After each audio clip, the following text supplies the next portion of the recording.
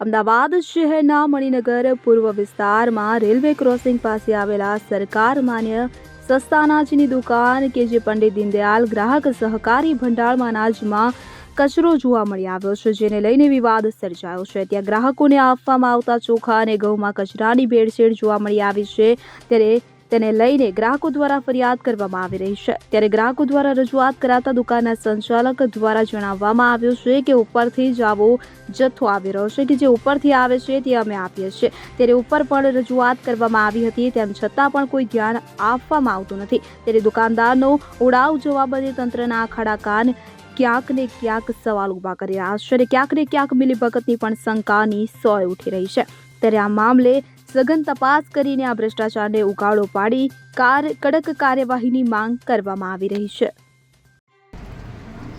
મારું નામ પ્રવીણા ગોસ્વામી છે અને હું અહીંયા ખરીદી કરવા આવી છું।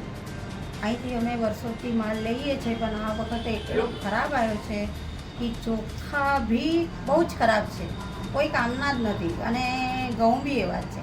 ઉપરની એટલો માલ ખરાબ આવ્યો છે કે લેવાની ઈચ્છા નહીં થતી। તમે આપો છો શું? સરકારને તો બધી સવલત આપી છે, પણ અમને તો કામમાં જ નથી આવતી, તો કરવાનું શું? बोलो। मेरा नाम नरेश भाई है, राशन की दुकान का मैं संचालक हूँ।